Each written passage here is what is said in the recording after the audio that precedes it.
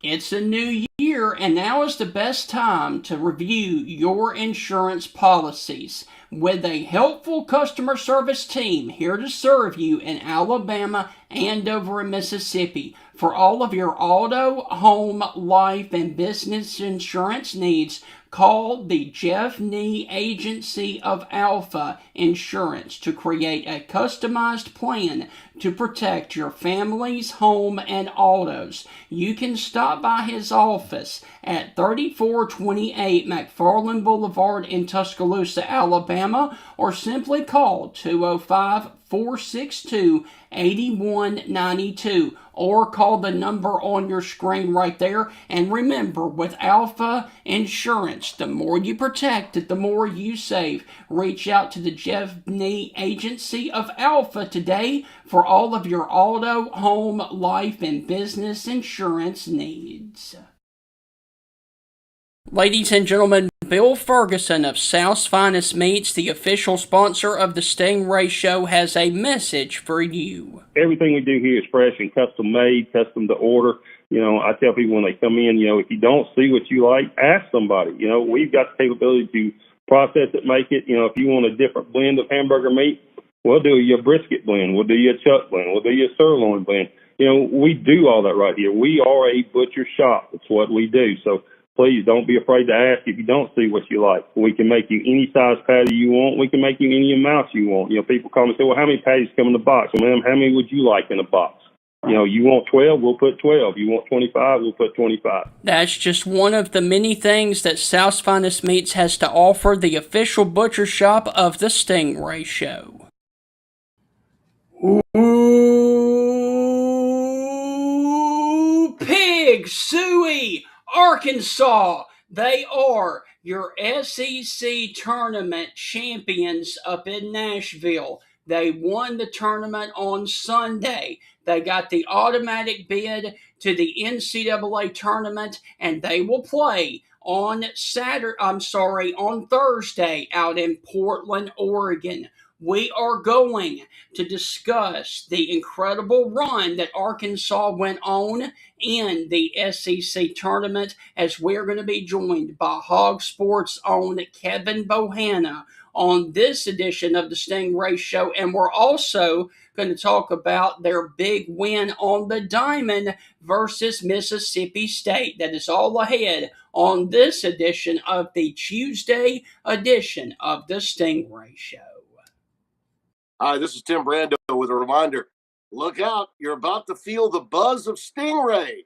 This is Stephen Ray, a.k.a. Stingray, coming to you live from Tuscaloosa, Alabama. I'm Heath Hopkins. I'm here in DeSoto County, Mississippi, right outside of Memphis, Tennessee. Mark, I'm going to put you on the spot. Do you feel that responsibility to pay it forward and give some kid a chance coming up in the ranks, kind of like Tony did for you?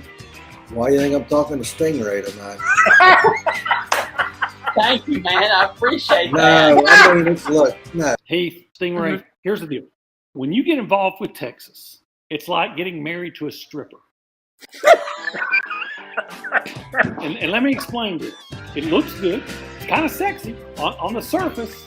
Yeah. But then you get the baggage, you get the drama, you get all that eventually comes with it.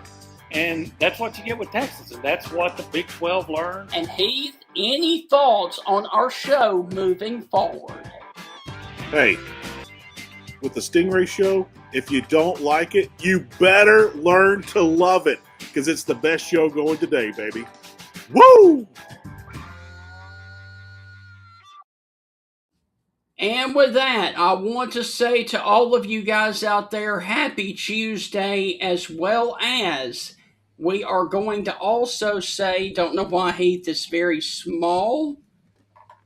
There we go. Finally got the thing corrected there. Want to say happy St. Patrick's Day to everybody out there. And Heath, you're not wearing green, so it is time for you to be peached. I'm clearly wearing green. Do you not see my collar? Do you not see the stripes on my shirt? Nope, it looks cream to me here. Breaking news, Steven is colorblind. Hey, Steven, do you know what happened today, 35 years ago, for the very first time? Nope. You don't have a clue? Nope. Why don't you take a guess? Hey, you even got a green cup today. Look at you going. You like Incredible Hulk. You going all green there. That's right. I'm going to say it has something to do with St. Patrick's Day. No, I'll give you a hint. It has to do with music. You do this to me almost every show, so I get to do it to you now. Yeah. So 35 years ago today, it has to do with music. This band tours, and they probably actively have done more shows than anybody else on the planet. Any guesses? The Bee Gees? No, they're still touring today. Okay. They're very popular. Van Halen. No. Those guys can't ever stay together. Right, I know. The Dave Matthews Band played their first ever concert today, 35 years ago. Right. And our good friend Rose Bowl, Steve Robertson, best-selling writer, also a beat reporter for 247 for Mississippi State, can't stand Dave Matthews Band. He thinks they suck. Right. Because Dave Matthews Band suck. They're terrible. I always laugh when he says that. But I have a great friend, my buddy Brad, his wife Becca. They travel and they catch several shows a year at the Dave Matthews Band. So there you go. Jelly Roll. No, it's not Jelly Roll. Right. That is funny though, John. Hey, Heath, briefly, let's go to the SEC tournament and talk about Arkansas before we bring on our guest. What? You're not going to add anything to Dave Matthews Band? Well, we will in the post show because we've got our guest upcoming and he is behind the scenes. Arkansas won the SEC tournament title for the second time. The Razorbacks won 4 games in 4 days to claim the 2000 SEC tournament title at the Georgia Dome in Atlanta. Now, this year, Darius Acuff, the freshman guard, who was named SEC Player of the Year, led the Razorbacks with a tournament average of 30 points per game. Now, Acuff missed a late regular season game due to the Missouri game due to an ankle injury. He played 37 minutes of the championship game, and he played a total of 117 minutes for the Razorbacks in Nashville of their 125 minutes of the tournament. Wow. Man, he was the captain and the Hulk of that basketball team. Clearly, yes. You know, Stephen, I always get worried for our SEC champion. We talk about this every year on the show. Yes. Whoever plays in the final or is the SEC champion, it's almost the kiss of death almost every year. They exit the big dance early. And it's just one of the emotional energy spent celebrating the few days afterwards, the physical energy of playing 4 games in 4 days. Sometimes you just come out flat in the big dance. I hope that is not the case for the Razorbacks because that was so fun. And I'm not going to lie. The whole time I was watching, I just sat there and was watching Calipari. I was like, I just want to know what Kentucky fans are thinking. Yes. I just want to know what Kentucky fans are saying to each other right now, what they're texting each other. Yeah. I just love it. Love it, love it, love it. Heath, the final thing that I will say before we bring on Kevin, Arkansas played in the SEC Tournament Championship game for the 8th time since 95. And for the first time since 2017, it had lost the championship game the previous 4 times since winning the title in 2000 and including 2 of those to Calipari's Kentucky teams. Wow. And now he's at Arkansas. You know, I still wonder. I get it why Kentucky fans were upset, but at the same time, I did not understand why Kentucky fans wanted John Calipari gone. It still makes me laugh. Just like with Auburn and Gus Malzahn, they wanted new blood. Yeah, I mean, it's kind of like what Ole Miss did to David Cutcliffe years ago. Yes. You know, and I'm just kind of like, are you kidding me? He's won the 2nd most games in school history, and you want to run this guy out of here? And the Mannings are telling you this is a bad idea, and you did it anyway? Like, what are you doing? Yes. All right. Also, it was a big weekend for the Hogs up on the hill because the baseball team got another series win over Mississippi State. That is 4 in a row against the Mississippi State Bulldogs. And I do believe, if memory serves me correctly, that is the first that Mississippi State has not won in Fayetteville since, I want to say, 95 or 96. To talk about how a big weekend happened for Arkansas, here is our good friend Kevin Bohanna of hogsports.com to break down the championship run in the SEC tournament for basketball and to talk about the Hogs on the diamond. Kevin, how were things with you in Northwest Arkansas? Well, if we can get back to baseball weather, I'll be very happy because it is freezing right now. Yep. I don't like it. Yeah, but it was a great weekend in Fayetteville. You know, the good thing is they only had to do 3 games in 3 days this time. They got a 15 seed, an 11 seed, and a 4 seed. So if everything was set up right for Arkansas to win an SEC tournament for the first time since 2000, it was this year. And the funny thing is about 2000, they had to win that tournament to make the big dance that year. I remember that. That was Joe Johnson's freshman year, and everything worked out right for him then. And, you know, I love Cal. I was pumped when Arkansas made that hire. That was huge, and he's always going to be Cal. He like he said after the Ole Miss game and after on Saturday, look, this is about the name on the back of the jersey. I do it for these kids. Yes, we're going to represent Arkansas. Yes, we're going to do things the right way. We got a kitty cat in the picture. So, yep, say hi to Callie. They're always going to be about the name on the back of the jersey. They want to get those kids. They want to make money, and that's his goal for those kids. So you can't help but love the way he loves those kids and was happy for DJ Wagner and everything that Darius Acuff has done this year. To put himself in a position to be a top 5 draft pick. I mean, you know, should be one of those first 3 or 4 picks off the board come April. Kevin, John Calipari always makes me laugh. No one's ever stumped him in an interview. Even when he lost, he's like, you know, hey, this is a good loss. We needed this tonight. We need. You just always got to laugh at his answers because it's so smooth. Yeah. Like he had the question 15 days in advance and went through every option and picked the greatest option. He's just got a talent at doing that. But one thing, I want to share this quick story before I get to my question. Calipari was at Memphis, and it was one of his great teams that had won like 30 games that year. And Billy Packer on CBS, I think they were going into the Elite Eight. Can't remember who they were playing, but it was a big-time matchup. And Billy Packer before the game is like, Memphis will lose this game. They're a terrible free throw shooting team. They will not make the Final Four. You know, their run stops here at the Elite Eight.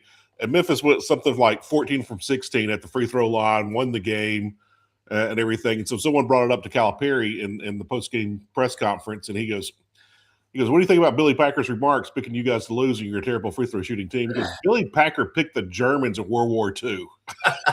I just started dying laughing. And I was like, where did he come up with that like that? Yeah. But, you know, Cal always is going to say the right thing. But where is this team right now? Emotionally, they through the roof. I mean, you win the SEC championship. You're all happy. Everyone's patting you on the back. Yeah. 4 games in 4 days. What is Cal saying? Because this is not Cal's first rodeo. This is not his first tournament championship. What is he saying to get this team prepared for the big dance? The biggest thing is they got to take care of the first one. And he said in the post-game press conference the other day, the toughest game to win is the first one. And the guys believe that because they have been in a 1-game bubble all season. If you look at what they did, you know, the biggest letdown they had was at Florida. Florida beat the brakes off of them. That's fine. But, you know, what they did going into Missouri game, they knew Acuff was going to be out resting. That game had no implications on where they would finish as far as getting a double bye in the SEC tournament. So they set him out. They won that game. And they were going to sit him in the SEC tournament too because, as you've heard, Cal is not a fan of the SEC tournament. He doesn't think it has much, you know, value in terms of where you get seated. I think they bumped up to a 4 seed. They were definitely going to be a 5 going into the SEC tournament, but now they're a 4. So taking care of Hawaii first. There's been so much been made about Wisconsin in the second round. It's like making me nauseous thinking about it, just because they're like, oh, well, Wisconsin ended Cal's undefeated season in 2015. I'm like, guys, that was 11 years ago. Darius Acuff was 8 years old. Trevin Brazile was 11 or 12. Bo Ryan is retired. Frank Kaminsky is not playing basketball anymore. And Cal is at Arkansas. That has nothing, zero zips, zippity doo dah, nothing to do with Arkansas possibly playing Wisconsin in the second round. That means Wisconsin has to get by a 12 seed. You know, that if you look at 5s and 12s, that's a 69% winning percentage. 4s beat 13 79% of the time. So it's not guaranteed. Yeah, the 5-12 matchup. Everyone always picks that as the upset game. It's 1 weekend at a time, one game at a time. And he's got those guys in the right headspace, even though you got a lot of young guys and a good mix of vets on that team as well. I do have to ask you, Kevin, how concerned are you of going over a bunch of time zones for Arkansas, going from the central time zone to the Pacific Northwest of Portland, Oregon, and then having them play Hawaii? What are your thoughts on them traveling from Arkansas all the way to the West Coast? They're used to it. They went to Spokane, Providence. They're used to traveling the first round. I think the last 3 or 4 times that, you know, whether it be under Musselman or Cal, they've had to make trips. Doesn't matter what their seed is, they're getting shipped off. And they wear that chip on their shoulder proudly. They're going to feel like they're the underdog. And that's the thing that Cal, you know, going into the preseason, doesn't matter if you're ranked 10th, 14th, 17th, not ranked at all. Those guys are about getting better, and they're focused on what they can control. And that's the genius of Cal, that Nick Saban did the same thing in Alabama. Is, okay, we're going to work on what we work on and handle our business. They're working on making sure they shoot free throws well, making sure they're defending on off-ball screens and defending, making sure nobody gets to the basket. They're making sure they touch the paint so many times a game. That's the stuff that they're going to be working on leading up to Hawaii, and making sure that they control the pace of the game. And that's it at this point. Right. Kevin, looking at the tournament and everything, I know it's a big thing in football. You travel 1 time zone, your record dips. 2 time zones, it really dips. But we don't see it as much in basketball, and we rarely ever see it in baseball. Yeah. With that being said, is anybody making a big fuss about that? I know fans will fuss because they don't want to travel that far, or they can't travel that far. But with all of that, I always thought in basketball, especially the big dance, it's really, really overrated. I think it hurts you more going into the Sweet 16 and the Elite 8 rounds, just because you kind of lose a day traveling and resting up. But other than that, is there any fuss going on from the coaches, from the players, about going out west? Because I'm guessing no.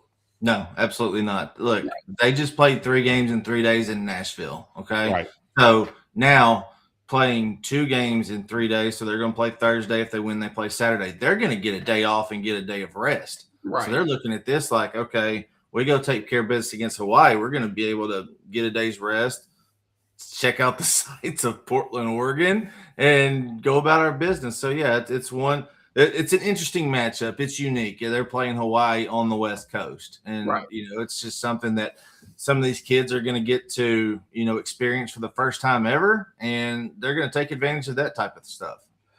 The one thing that media has been saying for years is talking about how the SEC has just done a horrific job of using the SEC tournament, and it's not preparing for the NCAA tournament. And what I mean by that is, other programs are playing their conference tournament a week before, they get a week rest, or they're wrapping up their tournament on Tuesday or Wednesday, or they're wrapping it up on Thursday or Friday. The SEC has always been the very last game before the selection show. This year we moved it up some. It kind of helps with the travel. I thought that was funny because the SEC's in that TV contract. They can't get out of it. But they did move the time way up so to get a little bit of rest there.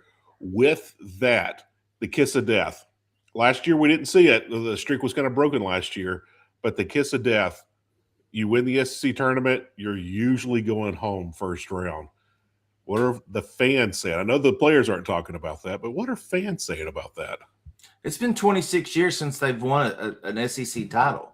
So, I'm talking about any SEC winner. I mean, yeah, any SEC Georgia, winner, Florida, Auburn, whoever. And they're like, I think with the portal and the way things have changed so much in college basketball that, that used to be a thing. Okay, we've wasted so much energy doing this.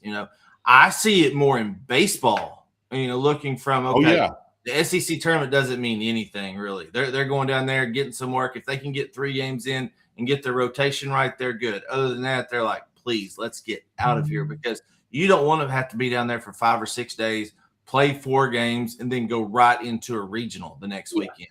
You're exhausted after that. So there were a lot of fans in Nashville. That was expected, and it wasn't as it wasn't Catlanta like Cal used to take Kentucky down to Atlanta, and Tubby Smith did, and Rick Pitino. That was just a thing for Kentucky to go down to Atlanta and expect to win the whole thing. So.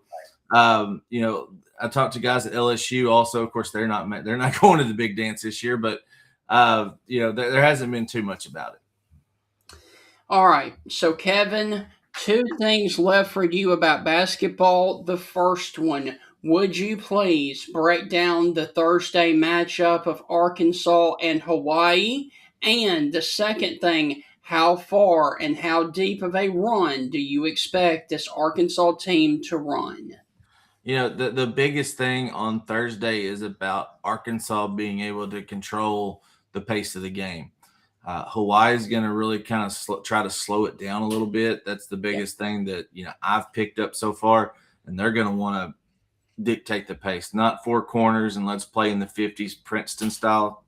Not that bad, but they're going to want to make sure Darius Acuff limits his touches. So the Acuff rules, everybody remembers the Jordan rules of the 90s. There are the Acuff rules now, but it doesn't matter. The biggest thing that people talk about is, okay, he's averaging 24-8 a game points-wise, but he's leading the SEC in assists.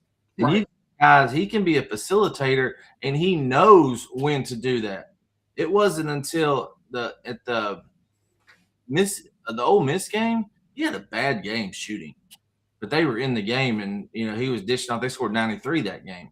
This is a team that's scoring 90 points a game. So it's not just Acuff. It's Malik Thomas. It's Trevin. It's Billy Richmond. Billy Richmond's probably the MVP of this team for what he does, as a guy coming off the bench. Anybody that comes in and can do what he does and be that energizer. I just think even though they're playing 6 or 7 guys, they're going to control the pace of it, and they're going to be all right on Thursday. Everybody has Arizona winning this region so far. I think if Arkansas can get there, they can beat Arizona. Why? Because they've played Duke, they've played Houston, they've played Texas Tech, they played Louisville. Cal wanted to make sure that non-conference schedule with having 8 non-conference, or the 8 guys that made the Elite 8 last year, that's what this is for. He's looking back and say, guys, this is why we did what we did back in November, playing in Chicago, playing on Thanksgiving, playing those games. Now we're here. It shouldn't be a surprise for them. Yes. Kevin, let's move to another sport that is really hot in Fayetteville, and they are really hot after this weekend. Mississippi State is now 4-14 against Arkansas since 2019. 6 straight series losses to the Razorbacks, and it has been 19 years since winning in Fayetteville. If you would, please talk about the Arkansas baseball team and their victory over Mississippi State on the diamond this past weekend. Yeah, I had the Bulldogs winning this series just because they were on a different trajectory than what Arkansas was coming into this game. I just think that Mississippi State's lineup was better. The pitching staff, I think they were pretty much even. Starting pitching was even. Arkansas's bullpen may be a little bit better, and they proved that they were.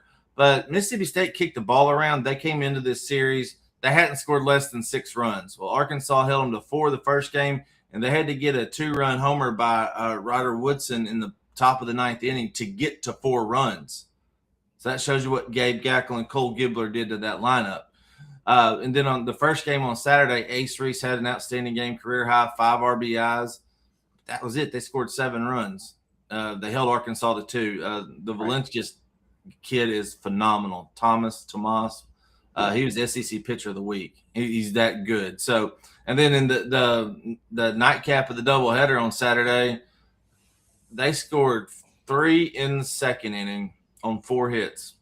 They had 2 hits the other 8 innings.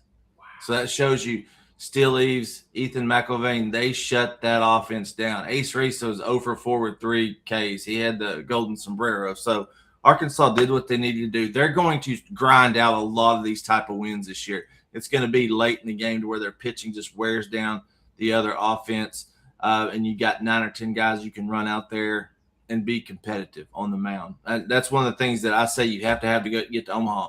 You have to have 10 to 12 guys that can get 6 to 9 outs at any point during the game. Arkansas has that this year. Their depth in the bullpen, they have it righty and lefty, so they can match up with anybody.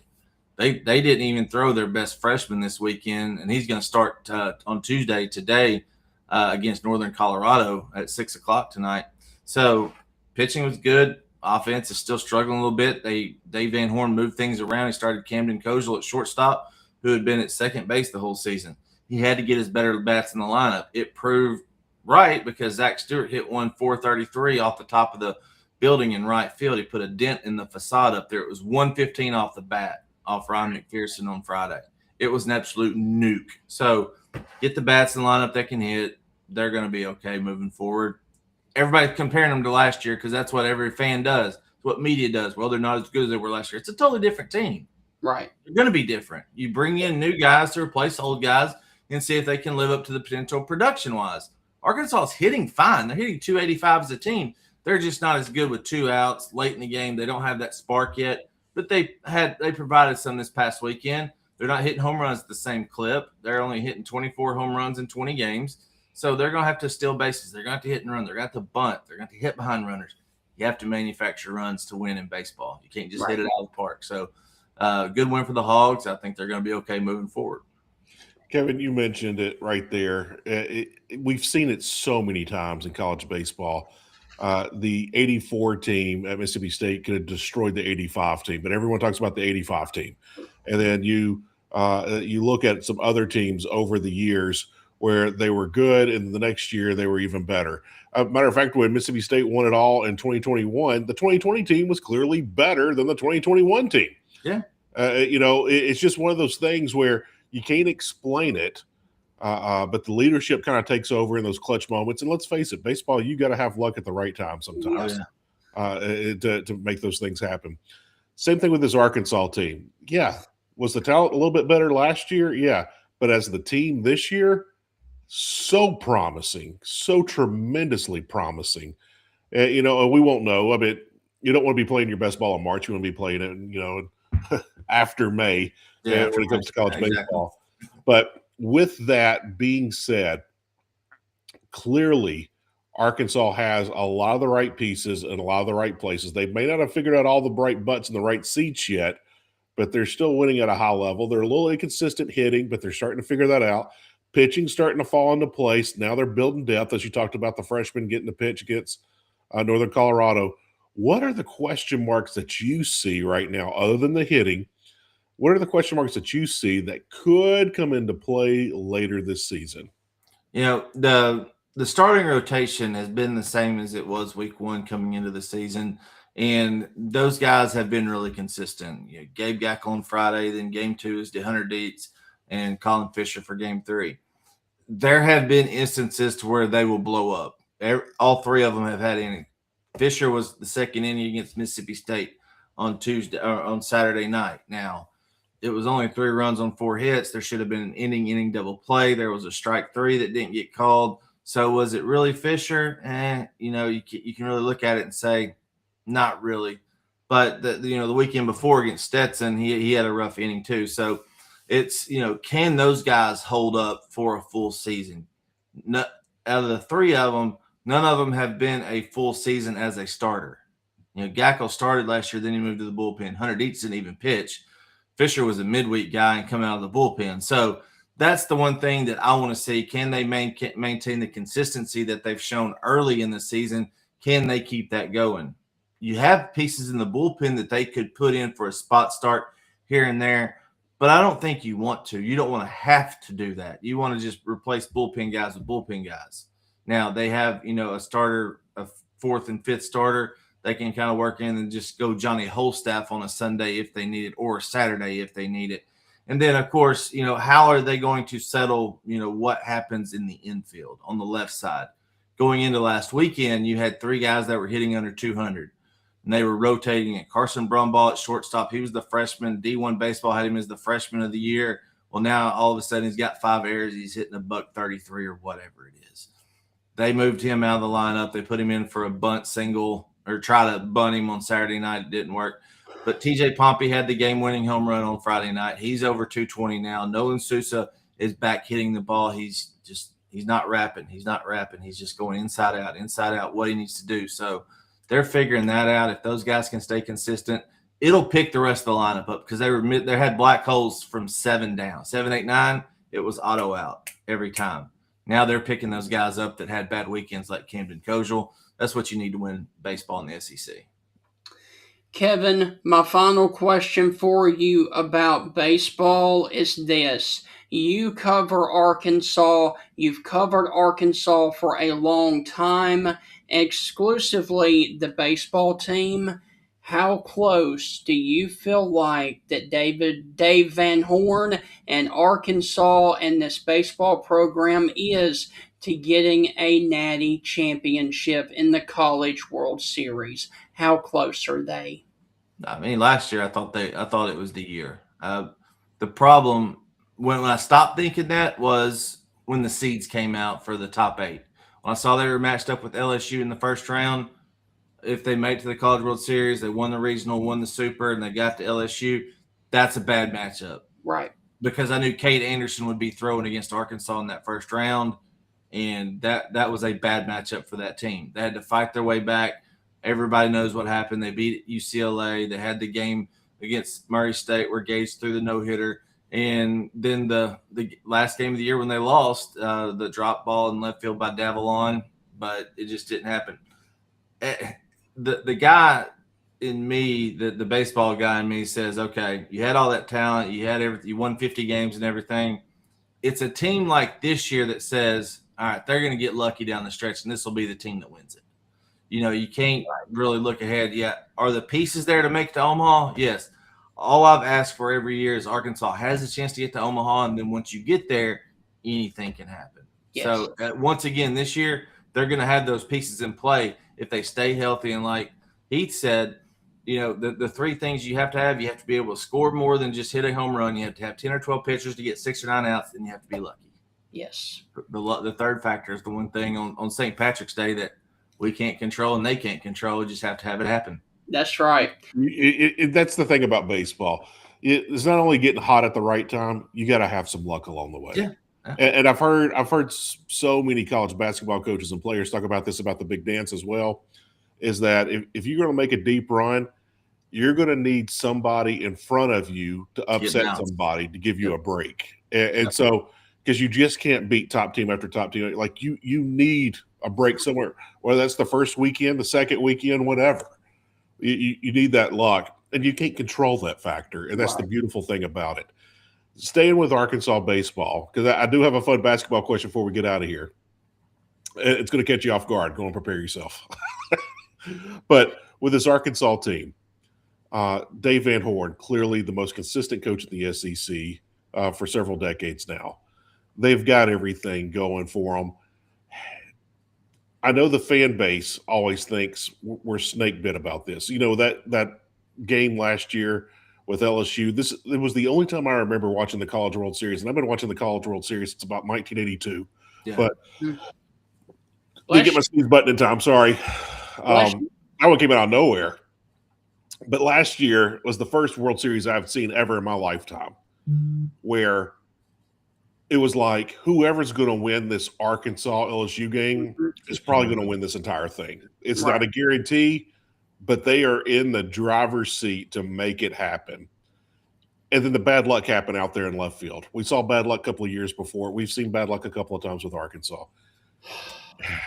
Is there a name to this curse? Is it snake bit? Is it?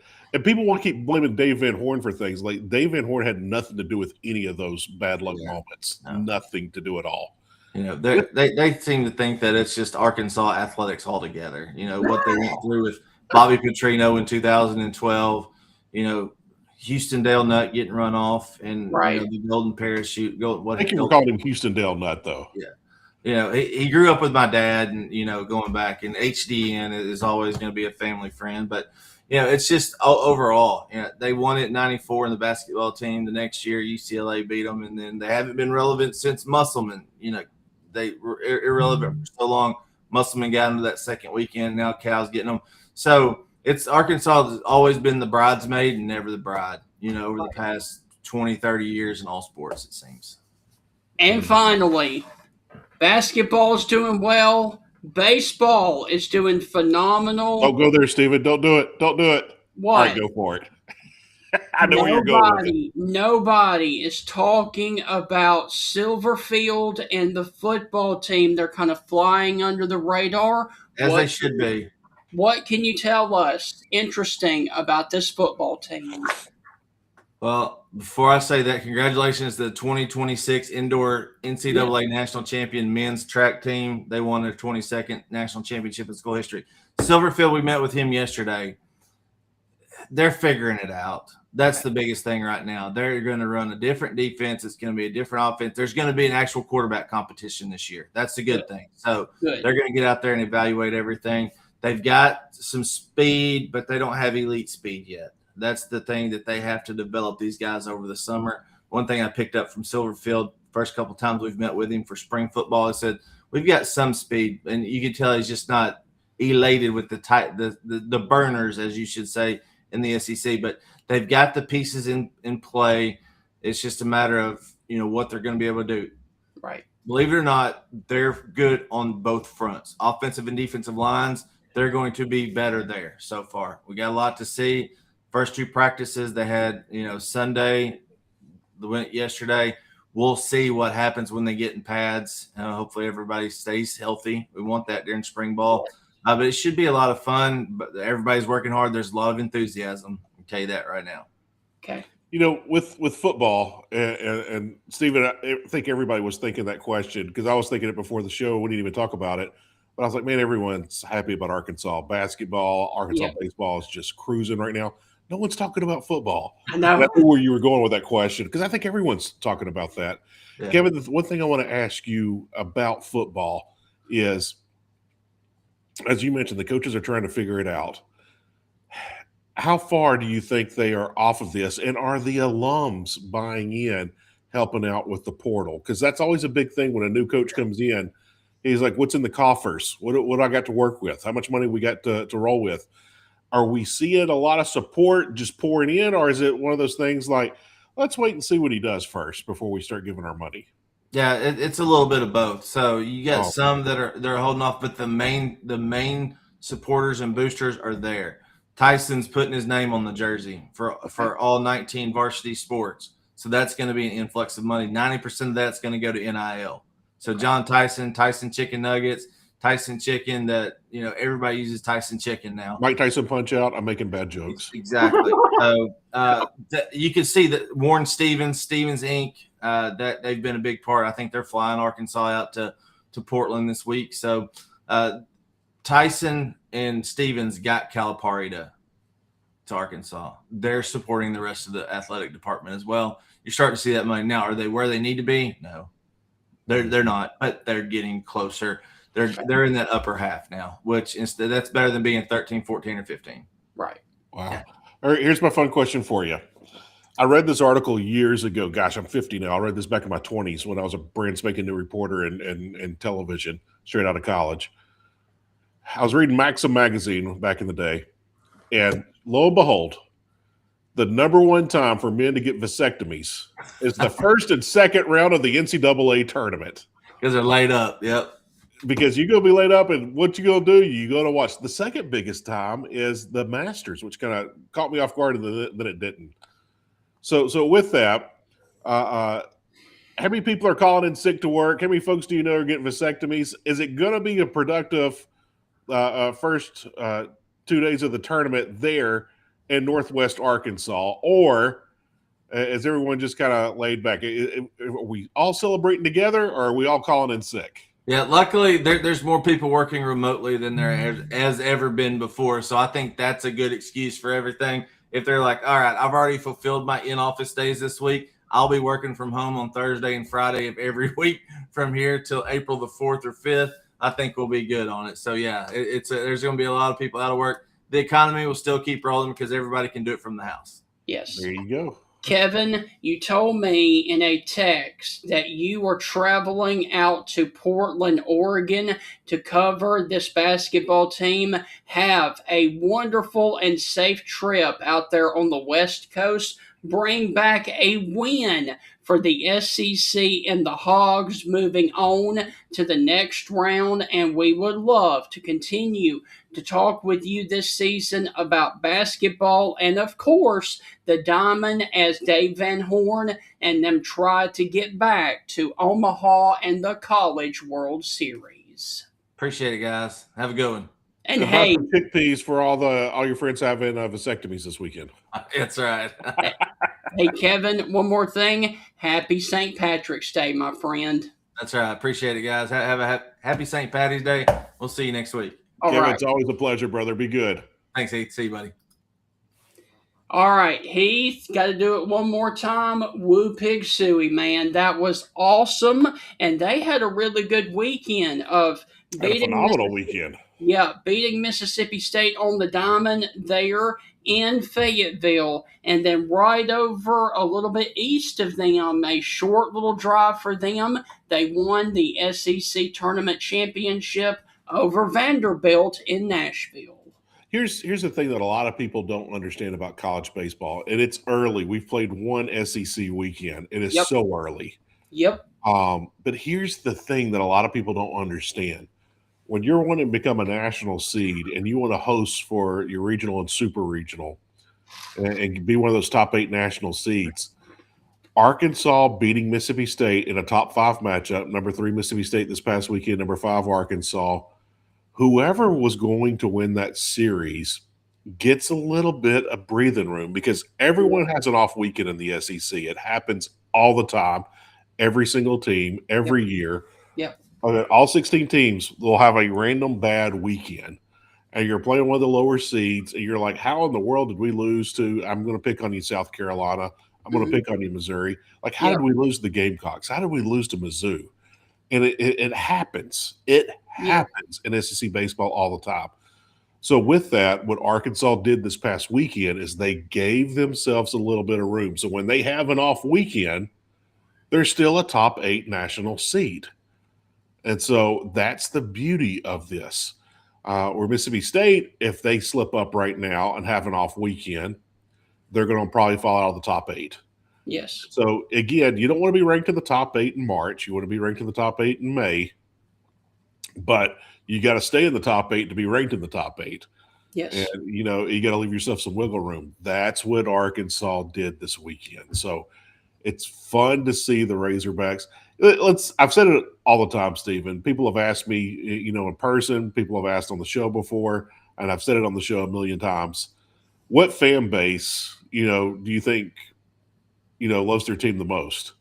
It's hands down the Arkansas Razorbacks. They love their Hogs more than any other school. Yes. And if you ever go to a football game, they cheer on success. Like when another team like fumbles the ball, the other team like celebrates because the other team failed. Not Arkansas, man. They celebrate first downs. Right. They celebrate completed passes. They celebrate, a backup coming in. I mean, I have never seen a fan base just pure joy and energy celebrate so hard. Arkansas folks love their Hogs. And my God, when they score a touchdown, you can hear the entire state cheer from one end to the other. You just walk outside, you get to hear the entire state hoot and holler. So with that, Arkansas fans bring so much to the table in the SEC, and it's always fun to see them. And now you got a guy like Calipari in basketball. You've got the most consistent coach in SEC baseball, Dave Van Horn.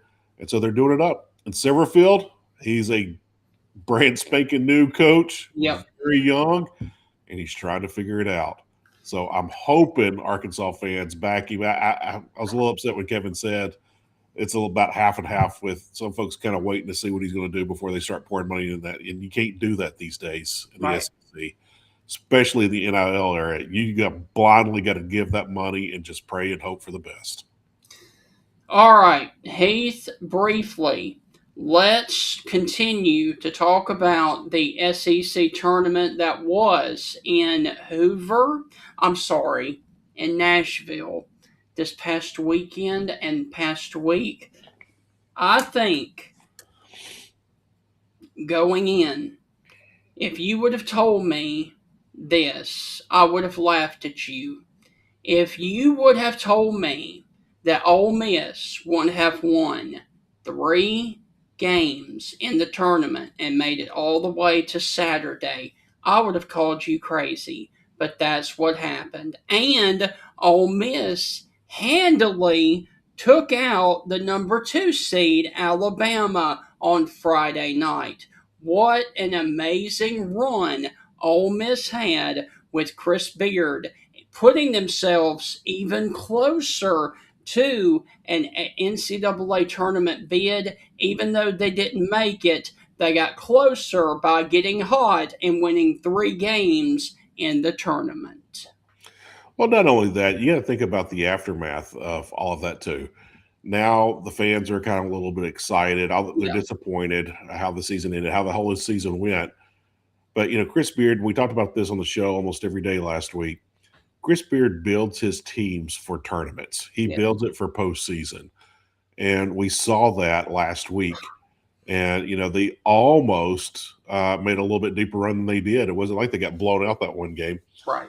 But when they went home. So you look at Ole Miss basketball, that's something to grow on. That's something where you can go to a boosters and like, man, we're just 1 or 2 players short here of making this happen. Yeah. And so you could sell that. You could sell that to recruits. You could sell that to guys to the portal. Like, look at us in the tournament last year. We got hot. Look, we're right there. We just need, fill in the blanks of what you need, score, rebounder, defense, whatever. We just need this big man post, wing play, whatever. You could sell that all day. You could easily sell that. You can sell that to boosters. You can sell that to recruits. You can sell that to your fan base and season tickets. You can sell that. And so that's the beauty of what Ole Miss has got going for them right now with Chris Beard. The one thing that I'd like to point out, Stephen, is looking at the SEC as a whole. Basketball is down this year compared to last year. Now, last year was probably the greatest year in the history of SEC basketball. You got to go down after that. But you've got so many teams right there. There were so many portal misses, so many this and that. But look where we are, and look at Arkansas. Yes. They were getting some love at the beginning of the season, but no one really thought that they would be, at the forefront. They thought they'd be at the top. They wouldn't think that they would, be kind of leading the charge. And here's Arkansas, I would say a little bit ahead of the clock for Calipari. Calipari loves the portal. He can bring in guys. He's a phenomenal recruiter. What do you think this is going to do for Arkansas? Man, I think Arkansas basketball is about to be – I'm not bringing back, the Nolan Richardson days, and I'm not bringing back the 40 minutes of hell. I'm not talking about that, but I am talking about this is some super exciting stuff happening. What if they make the Sweet 16 this year? What if they make the Elite 8? What if they luck out and make the Final 4? Can you imagine what Arkansas is going to be like with a top 5 baseball team, a team going deep? I think that only helps a guy like Silverfield because he can come up and say, hey, I need some money. Look what we're doing here with these other sports. I can do it too. Don't jinx them, man, because let me tell you something. If they were to lose to Hawaii, all of that goes out the door. So, don't jinx them, man. Don't. Yeah, and Arkansas fans, they are snake bit, and I understand why. Man, I understand why. Yep. So don't do that to them yet, man, because, hey, we can talk about after the season is over. Hey, look how well Arkansas did. What's that going to do for them? Now, don't put the cart before the horse just yet.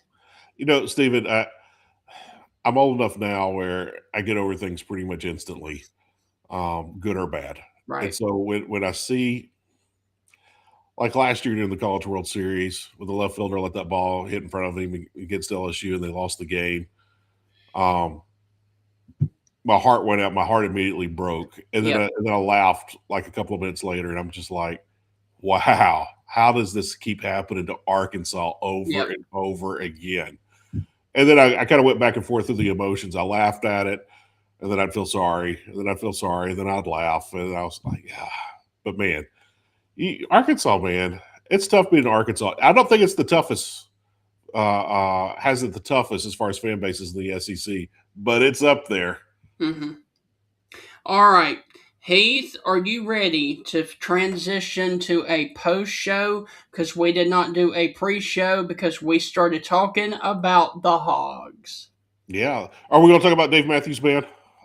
No, I'm not a fan, dude. I'm not a fan. I like Dave Matthews. I don't love Dave Matthews, but I like Dave. I've always wanted to go to the concert to see what the fuss is about. I was like, why do these people keep going to all these concerts? All right, man. Well, I tell you what, we are going to transition into the post show right after this ad from the Bank of Moundville. For over 100 years, the Bank of Moundville has been a name clients can trust. The Bank of Moundville is more than just a bank. They're your neighbors, your friends, and your community partners. Their unique approach to financial education has always centered around families. They believe that financially strong homes today lay the foundation for a brighter futures for tomorrow's generation. You can call them today at 205-371-2227. Once again, that is 371-2227 to schedule an appointment to build your financial security. The Bank of Moundville is a member FDIC and an equal housing lender. All right, and guys, with that, we want to transition with you guys into the post show of the Stingray Show, and hopefully you guys have enjoyed it with Kevin Bohanna. And Heath, do you want to start on the birthdays of today or the national day of today? Are there any deaths? I was about to say, let's get deaths out of the way. There is a death today. Let's get that one out of the way. All right. Now, I've got to ask you this. St. Patrick died today. I don't know. I made that up. He did, actually. He did, actually. All right. What is the biggest prank that you ever did that backfired? I can't say it on the show because I won't ever be able to run for political office if I ever decide to. And it's terrible. But this one's fun. And everyone can think less of me. I'm okay with it because I was all 16 years old, I think, when I did this. I had this sweet teacher, this loving teacher named Miss Compton in high school. Loved this lady. And she loved me. She looked after us. And she was a great teacher. She cared. That's why we loved her. She cared. She knew if your dog was sick, she knew about it. How, I don't know. But she loved us. She cared for us. And anyway, she didn't like the word suck. Now, remember, Wayne's World was going on at the time. And it was like, that really sucks. And they would say sucks all the time and this and that. Well, anyway, it was right before Christmas. We were having a Christmas party after school that she got together. And there was a new restaurant in Memphis called Applebee's that we were going to go to. We were all excited. Yeah. What were we thinking in the early 90s? I don't know. But anyway, I said something about, we were talking about, I don't even remember what we were talking about, but I said, man, that sucks. And she's like, I don't want to hear you say that. And then someone walked in the door, and I can't remember who it was. It was like, oh, man, that sucks. And so the room kind of laughed.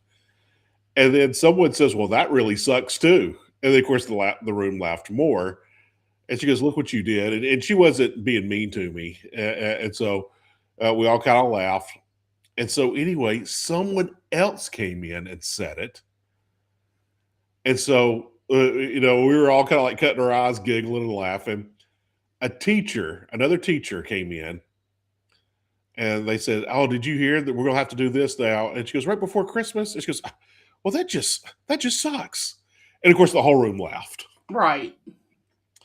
And so anyway, I love this lady. And I thought, hey, I'm going to play a joke on her. And Steven, this is the stupidest thing I've ever done in my life. By far the dumbest thing I've ever done.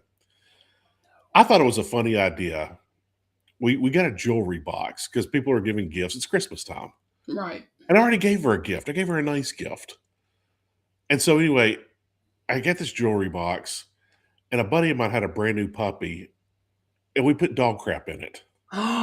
No. And we wrapped it up in pretty paper, put a bow on it, and on the from to, I wrote, "Now this really does suck," or "This really sucks."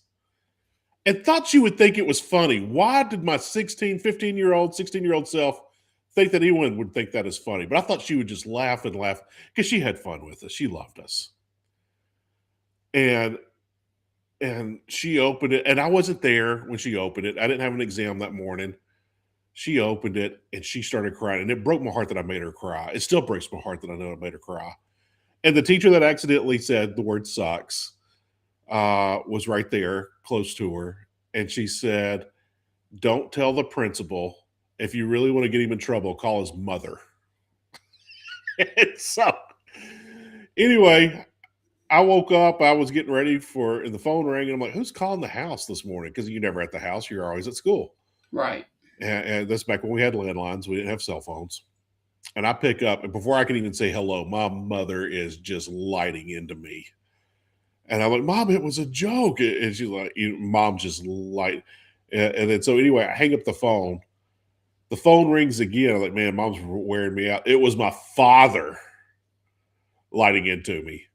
And I was like, and so I knew when they got home, I was going to be in big trouble. Right. And so I immediately got dressed, did not study for my test, went straight to school to apologize. Because after I heard that she cried, I felt terrible. Mhm. So, yeah, but I will tell you this. She accepted my apology. She loved me. And she had two boys of her own. And they were a little bit younger than me, but she knew us boys were just buffoons and idiots. And she knew that I loved her. She knew that I loved her. But she welcomed me in my apology with open arms, and our bond was closer. And still to this day, when I see Miss Compton, she still hugs my neck, and she still, when we catch up and she asked me about some of my friends and catch up, and she's a friend on Facebook. She might even be watching this right now. I don't know. But yeah, but my mother, to this day, when she sees my mother, my mom says the first thing that goes to my mind is what an idiot you were when you were 15 years old. Right. Because that's the first thing that goes to my mind. Is like, "Oh my gosh, here's Miss Compton. My son's an idiot." I'm like, "Mom, that happened almost 40 years ago." Right. But 30 plus years ago. And yeah, she's like, "You were an idiot." And I'm like, "I know, I was." But yeah, it's just one of those things. It's terrible. It's terrible. Right. But that backfired on me tremendously, tremendously bad. And I still feel bad for it. But when I see Miss Compton this day, she still hugs my neck. Sometimes she gives me a kiss. And I just love that lady. And if she called me right now with a flat tire in Michigan, I would probably get in the car and go help her just because she loved us so much in high school. All right. Heath, the reason that I brought this up is because do you happen to know anything about Susanna Salter? I know Suzanne Salters growing up, but I don't know about Susanna Salters. All right. She is an American politician. Now think about this entire situation.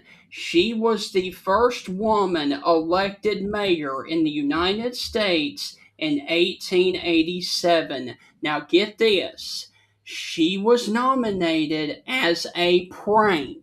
She didn't find out She was running until the morning of the election. She was nominated without her knowledge by a group of men who opposed women in politics as an attempt to humiliate her and discourage other women from running from office. She won with 2/3 of the vote. She served her one term and decided not to run for re-election. I wish you would have. That's funny. How about that? That's funny. You hear of pranks. We all have cousins and friends and folks we knew from college and folks we work with. They tell these pranks. Dude, some of the worst pranks I've ever heard is that they would take an ugly girl or an unpopular girl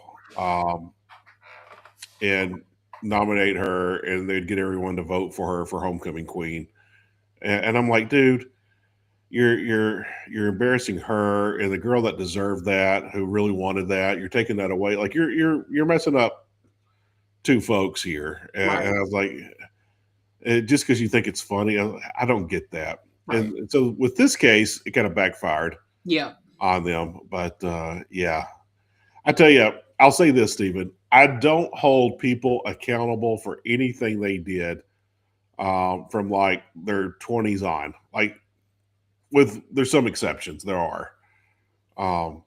But people do idiotic things. I tell you, until you become a parent and your kids get a little bit older, I think you start really seeing how stupid the things that you did in life and what a fool you really were. Yes. And I think I've shared this story on the show before. Guy that taught Sunday school when I was a kid, when I was like in middle school and high school, and ran into him at a boat show years ago. And I was in my 20s, and my father was with me, and he had just become, my former Sunday school teacher, just became a grandparent. And he said, and my father's name was Ronnie, and he said, Ronnie, let me tell you something. What your kids do is stupid, but what your grandkids do is funny. And I think there's kind of a circle of life there, because the parent now doesn't stress about it when your idiotic 15-year-old son wraps up dog poop in a jewelry box and gives it to his favorite teacher. Right. And then, your grandkid does that, you kind of laugh. Your kid does that, you're just horrified for life. And I think, as a kid that did some bonehead things, seeing some of my kids, so far, I don't have any knuckleheads in my family. Have they made mistakes? Yeah. Have they done some stupid stuff? Absolutely. That's how you learn in life. But at least they haven't done any kind of knuckleheaded things where I'm just like, oh my dear Lord, are you crazy? So I'm fortunate with that.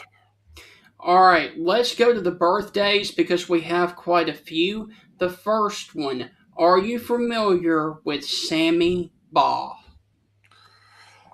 Sammy Baugh. I do know about Sammy Baugh. How do I know about Sammy Baugh? What did he do? Because that name is definitely ringing a bell. Come on, think about it. Is it anything with music? No. Sammy Baugh. I know that name, Stephen. Was he an inventor?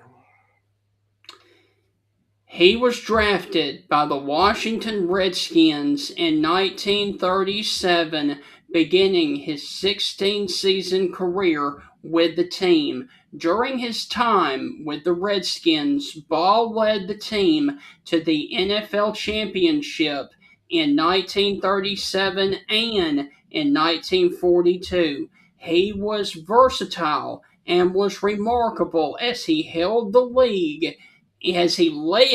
league in passing, punting, and interceptions in the same season. In 1943, Baugh set 13 NFL records across 3 positions, including quarterback, punter, and safety. And do you know his nickname? No. Slingin' Slimmy Baugh. Yeah, Sammy Baugh, one of the great football players from the early days, the non-face mask days of the NFL. Now, Baugh honed his passing skills in Texas by throwing a football through a swinging tire for hours and played college football at the Horned Frogs of TCU. Slinging Sammy Ball. All right.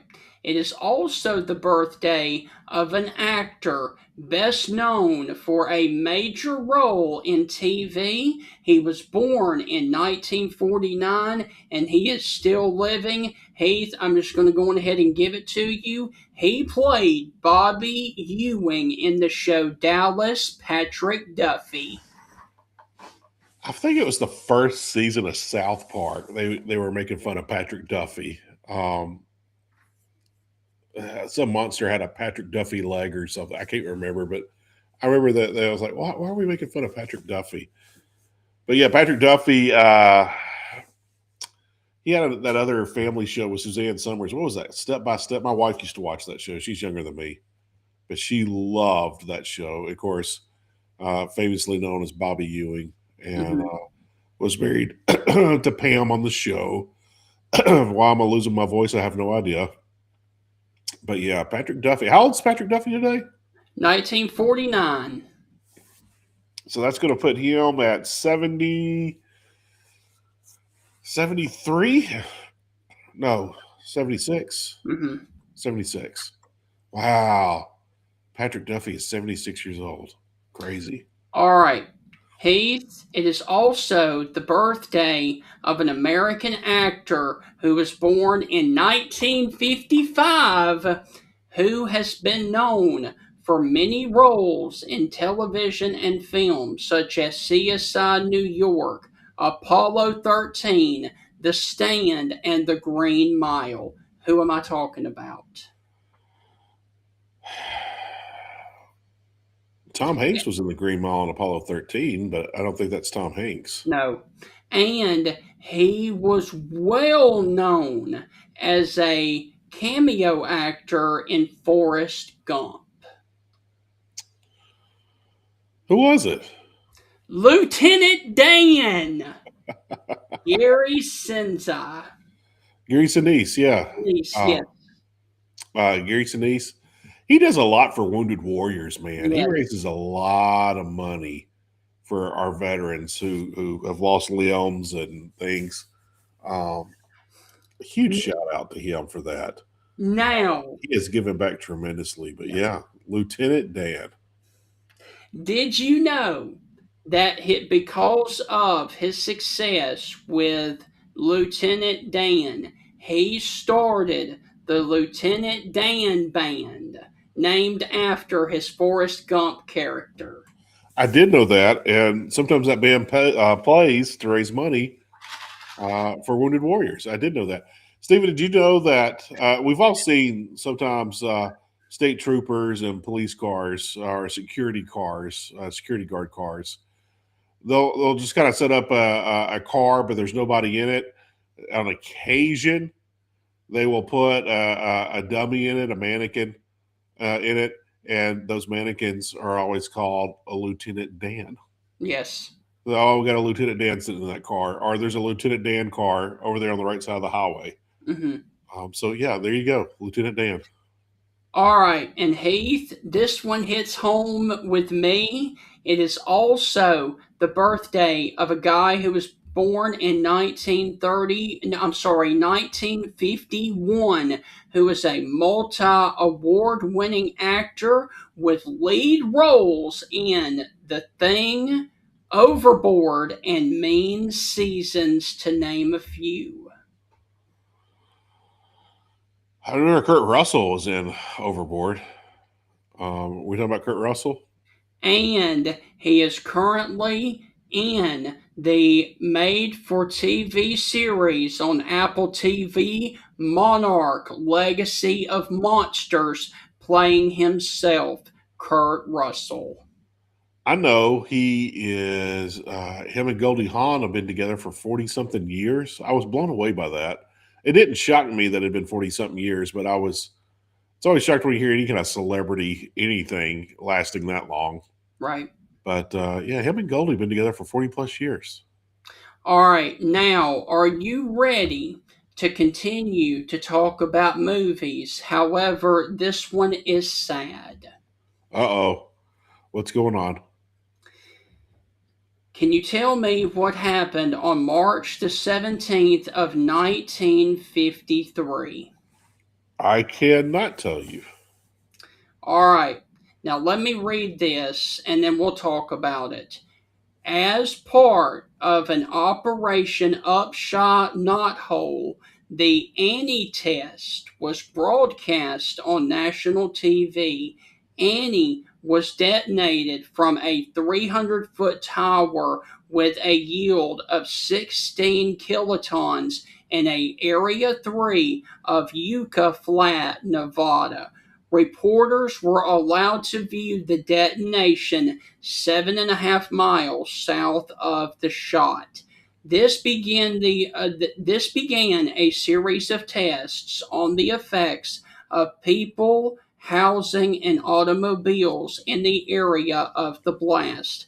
Now, during the blast, more than 1,000 U.S. troops were exposed to nuclear blast testing. Now, here is the sad part, Heath. The movie The Conqueror, starring John Wayne, was shot downwind of the tests in the series and has been blamed for the cancer death of its stars, including Wayne and many others of the cast and crew. By 1980, of the 220 members of the cast and crew, 91 of them had developed some form of cancer, and 46 of the 91 had died of the disease. So almost half of them. Wow. Wow, that's insane. Yeah, the Duke. I hate that. I'm not a conspiracy theorist kind of person, Stephen, Right. but there's rumors out there that we have the cure for cancer. Oh, don't know where that came from. I had to sneeze, now how to yawn. But we have, there's rumors out there, conspiracy out there that we have the cure for cancer, but we're not using it because these companies are making too much money. Yeah. And, yeah. I'm going to say something, and I'm probably not going to regret it. If those people go to hell, I hope it's a little bit warmer there than it is in the other parts of hell, if that's the case. Yes. I don't understand if we can help our neighbor, our friend, our family, a stranger, human nature, mankind. Life is precious. I don't care who you are. Yes. Even if you're a bad person, life is still precious. And we have to protect life. We have to protect innocence of life. And, that's a loved one, man. And, John Wayne brought a lot of smiles to a lot of people's faces. Oh, yeah. Think about those other cast and crews. They had wives. They had daughters. They had sons. They had grandkids. They had best friends. They had good neighbors. They were good employees. They had, they were church members. They were, volunteer coaches for their kids' teams. I mean, right. And you took that away. And if we're sitting on a cure for cancer, I hope that's not the case. Right. I really hope I hope that's just a conspiracy theory, but nothing surprises me anymore. Nothing. Now, Heath, let's finish up with two things. The first one, can you tell me what major thing happened on TV March the 17th of 1968, and it has to do with a band? And I will tell you, the group is made up of Barry, Robin, and Maurice Gibb. Well, that's the Bee Gees. The British rock group The Bee Gees make their American TV debut on The Ed Sullivan Show, singing To Love Somebody and Words, this day back in 1968. I know, Stephen, I'm from the grunge movement. That was real popular when I was in high school, but we made fun of the Bee Gees. Right. Don't get me wrong. They put out some good music and things. They put out some wonderful music. Yeah. But every time I hear the Bee Gees, I just gotta laugh, and I'm just kind of like, whatever. I bet you listen to the Bee Gees. Yeah. But yeah. What about you? Have you ever been a big Bee Gee fan? My mother hates the Bee Gees. Really? I wonder why she hates it. Every time they come on, she goes, "Nope, can't listen to the Bee Gees. Change it." Wow. I'm just like, okay. I wonder what happened there. I have no idea. All right, Heath, to wrap up, we've got one major marriage that happened on this day back in 1905. And it has to do with later politics.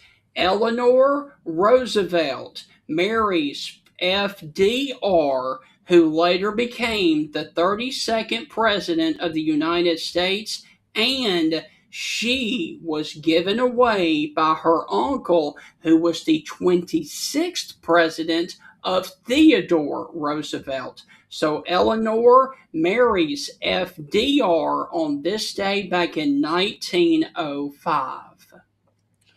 That's like one of Bush's nieces or Obama's nieces or anybody's niece, and they're going to marry someone that's going to become president, you know, a few years from now. But yes, that's crazy to think about, man. Yeah. Interesting.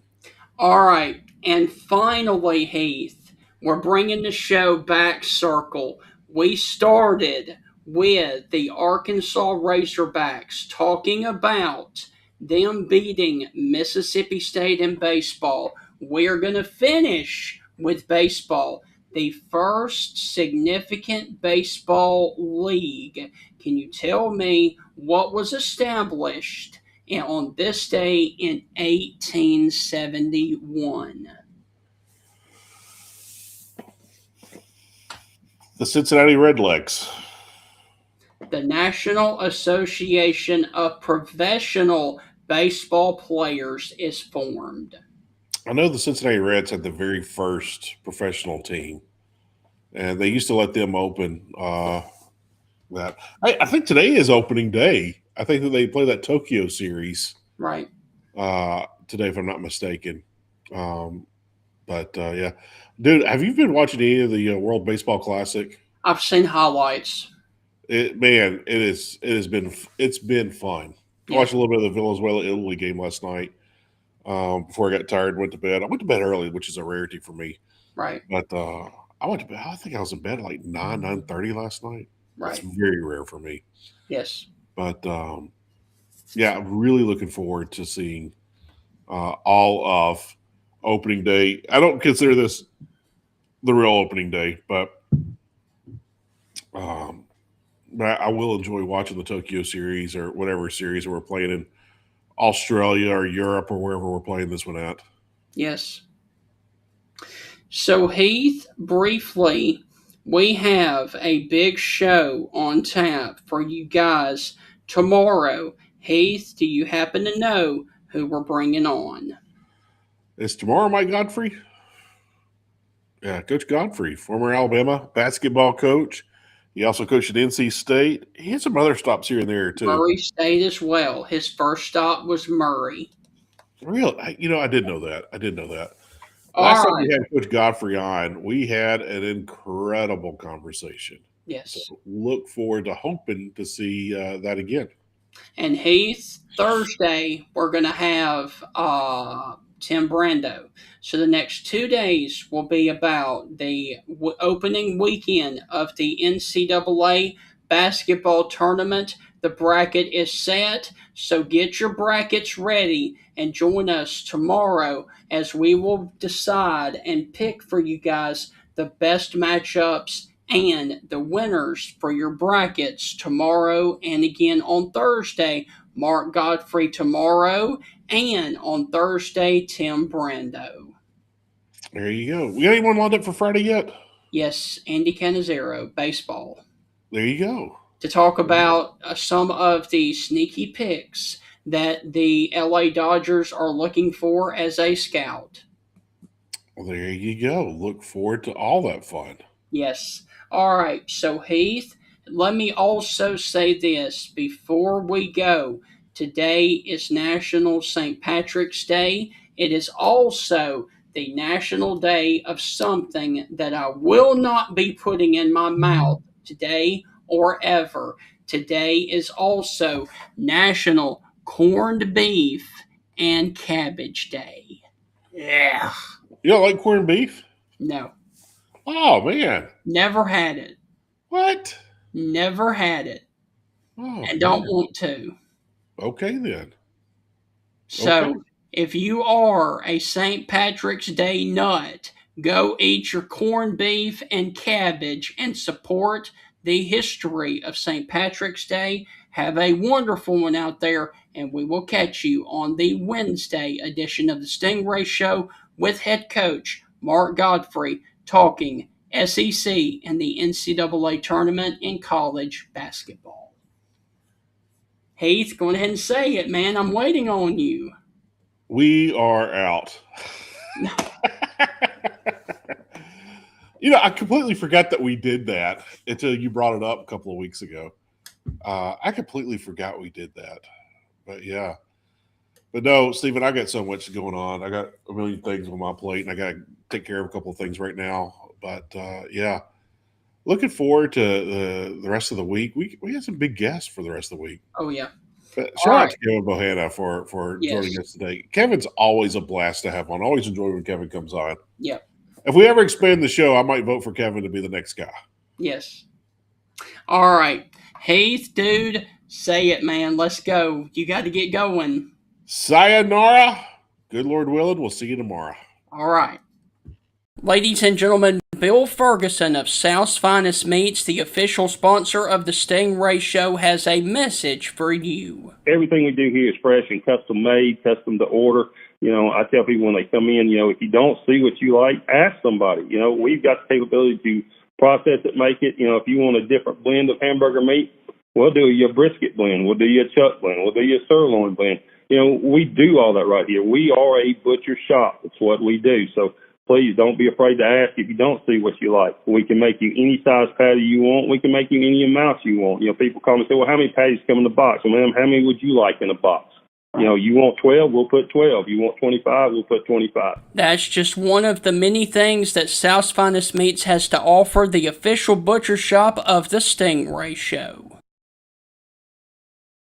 It's a new year, and now is the best time to review your insurance policies. With a helpful customer service team here to serve you in Alabama and over in Mississippi for all of your auto, home, life, and business insurance needs, call the Jeff Nee Agency of Alpha Insurance to create a customized plan to protect your family's home and autos. You can stop by his office at 3428 McFarland Boulevard in Tuscaloosa, Alabama, or simply call 205-462-8192, or call the number on your screen right there. And remember, with Alpha Insurance, the more you protect it, the more you save. Reach out to the Jeff Nee Agency of Alpha today for all of your auto, home, life, and business insurance needs.